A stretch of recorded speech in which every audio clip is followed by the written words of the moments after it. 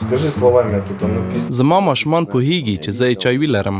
زه له دې سره کومه ستونزه نه لرم. زما درمل په میز پراته دي. ماشومان پوهیږي چې دا ناروغي شته. А есть люди, которые даже... داسې خلک هم شته چې ماشومانو ته د خپلې ناروغۍ په اړه له ویلو ویره لري. له همدې امله دوی درمل پټوي او بیا یې مصرفول هیروي. دوی یوه ځای یا ډاکټر ته هم په پټه ځي. زه په دې مرحلو کې له خلکو سره مرسته کوم.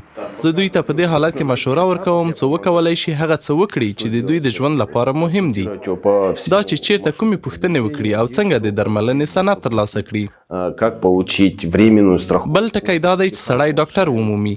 زه له ډاکټرانو سره د وخت اخیستلو په لټه کې یم او د ملاقات وختونه اخلم. То есть я ищу پراکسیس. موږ معمولا له ناروغانو سره یو ځای ډاکټر ته ځو. یوازې اړیکه نیول او ویل چې د بیلګې په ډول له اوکراین څخه یو کډوال چې په HIV اخته دی او یا روږدی دی او دوی ته ورځي ډېر ګټور نه تمامیږي. دا په دې معنا ده چې موږ د بس په تمځای کې سره ګورو او دلته په زینو کې یو د بل لاسونه نیسو. موږ یو ځای ډاکټر ته ځو، کینو او انتظار کوو. زه د ثبتونکي سره خبرې کوم او له ناروغ سره ډاکټر ته ځم. بیا هر څه ژباړم او له هغه وروسته نور پلانونه جوړوو. ځینې وختونه هر څومره چې ښار لوی وي په هماغه کچه په چټکۍ مرسته ترلاسه کولای شئ. دا هغه څه دي چې زه یې اروايي ټولنیز ملاتړ بولم. دا تر ټولو سخت کار دی. ټسټونه بله موضوع ده.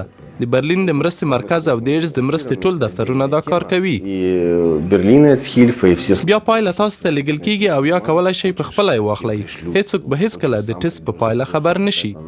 تاسو اړتیا نه لرئ چې د HIV یا نورو جنسي لیږدېدونکو ناروغیو د معاینه کولو لپاره د خپلې پیژندنې کارت ښکاره کړئ. ИПП как бы на другие заболевания.